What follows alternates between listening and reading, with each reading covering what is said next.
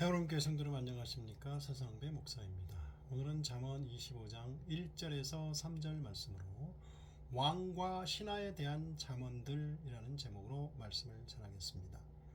잠언 25장에서 29장은 솔로몬이 지은 잠언인데 200여 년이 지난 뒤, 즉 솔로몬 이후 200여 년 후에 유다왕 히스기야가 신하들을 시켜서 솔로몬의 3000가지 잠언들 가운데 선별하여 편집한 것입니다.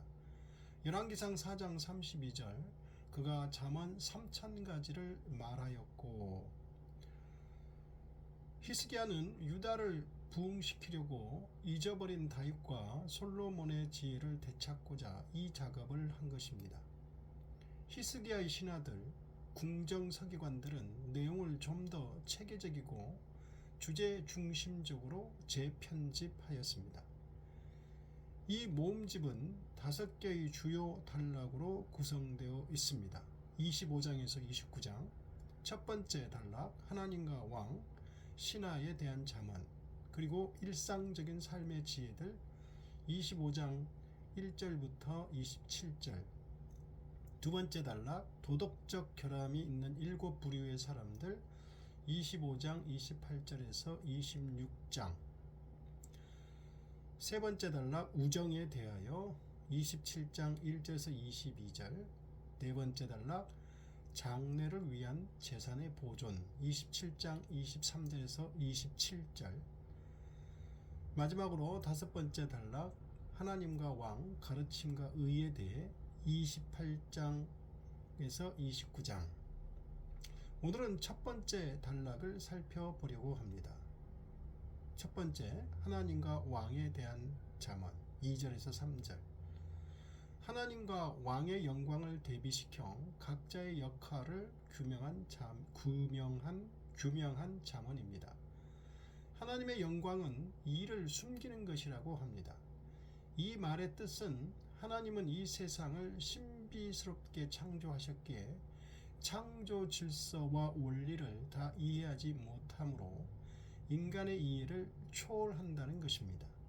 반면에 왕은 창조 질서, 즉 하나님이 숨겨놓으신 창조 질서를 발견하고 이를 활용하여 백성들에게 유익을 주고 역사적 삶 가운데 공의와 정의를 세워 하나님의 정의, 하나님의 뜻을 드러냄으로써 왕은 영광을 받을 수 있다고 합니다. 그리고 왕의 마음은 하나님의 계획처럼 신비롭고 알기 어렵다고 합니다. 오직 지혜로운 자만이 왕의 마음을 이해할 수 있다고 합니다. 왕이 하나님의 마음을 알기 위해 노력해야 하는 것처럼 신하는 왕의 마음을 알기 위해 노력해야 한다고 합니다. 두 번째, 신하들을 위한 잠언 25장 4절에서 15절. 이 단락은 주로 신하들이 가져야 할 태도를 다루고 있습니다. 왕 앞에서 신하가 해야 할 일, 다툼에 대한 것, 신하가 갖추어야 할 자질로서의 언변력을 다루고 있습니다. 첫 번째, 왕 앞에서 신하가 해야 할 일 4절에서 7절. 장인이 오직 정련된 은으로 아름답고 오래가는 그릇을 만들듯이 왕도 부패한 관료들을 물리칠 때만 영속하는 나라를 만들 수 있습니다. 그리고 신하들에게는 두 가지를 경고합니다. 첫째, 스스로 높은 채 하지 말라고 합니다. 유능한 신하가 범하기 쉬운 실수는 자신을 높여서 자신이 가진 지위의 한계를 넘어서려는 경향입니다. 자신의 능력과 한계를 벗어나 스스로 과대평가하는 것입니다. 둘째, 대인의 자리에 서지 말라고 합니다. 대인은 왕을 포함하여 자기보다 더 높은 사람들을 의미합니다. 자신의 현재적 지위를 잘못 판단하고 스스로 잘난 체하며 동일한 자리에 서지 말라고 경고합니다. 이러한 경고를 듣지 않으면 스스로 높은 채하는 자신의 지위를 망각한 처사로 수치를 당하게 될 것이라고 합니다. 두 번째, 다툼에 대한 것 8절에서 10절. 좀 더 깊이 있게 사건을 파악하고 난 다음에 행동해야지 눈으로 보자마자 나가서 다투는 일은 어리석은 행동이라고 합니다. 그럴 경우에 법정 소송에 휘말리게 되며 이웃으로부터 수치를 당하게 된다고 합니다. 궁정 안에는 음모와 암투가 만연해 있는데 쉽게 흥분하고 분쟁에 휩싸이게 되면 자신의 지위에 치명적입니다. 그러므로 급하게 서둘러 싸움에 휘말리지 말라고 합니다. 그런데 원치 않거나 의도하지 않았음에도 분쟁에 휩싸여 다툴 때가 있습니다. 그럴 경우에 그 사안에 대해서만 다루어야지 분쟁의 과정에서 얻은 다른 사람의 비밀이나 허물을 함부로 누설해서는 안 된다고 합니다.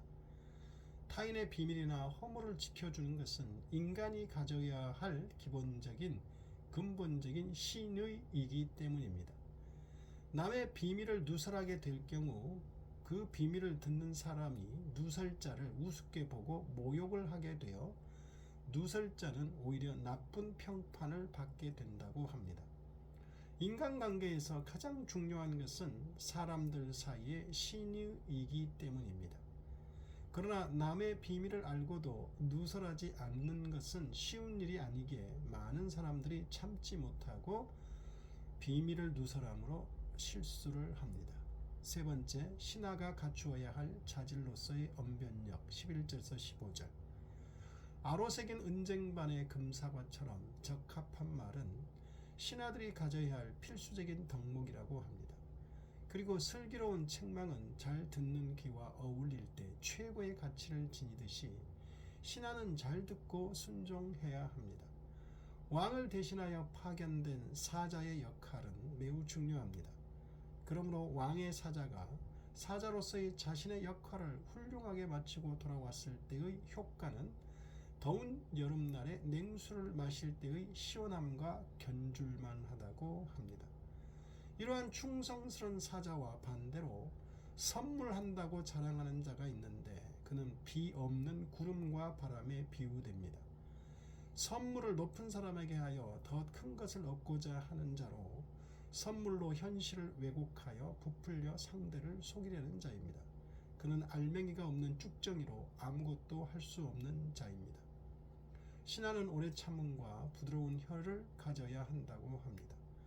오래 참음은 말과 행위의 절제를 의미합니다.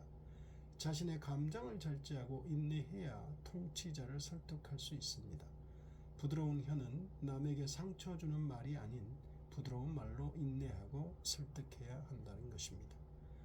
우리는 하나님의 의도와 말씀을 잘 깨달아야 하고 누군가의 윗사람으로서 리더로서 왕의 모습으로 올바로 살아야 하고 말을 하고 통찰력이 있어야 합니다.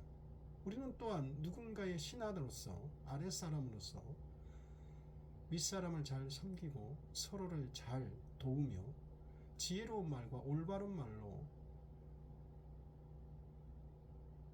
모든 사람을 잘 섬겨야 하며 또한 타인의 비밀을 함부로 누설함으로 자신의 평판이 나빠지고 사람들에게 모욕받지 않도록 다른 사람의 비밀도 잘 지켜주어야 나의 비밀도 지켜줄 것입니다. 그러므로 우리가 하나님의 지혜로운 말씀으로 이 세상의 삶을 올바로 인간으로서 신의를 지키며 해야 할 일과 하지 말아야 할 일을 구별하며 지혜롭게 살아갈 수 있기를 바랍니다. 기도하겠습니다.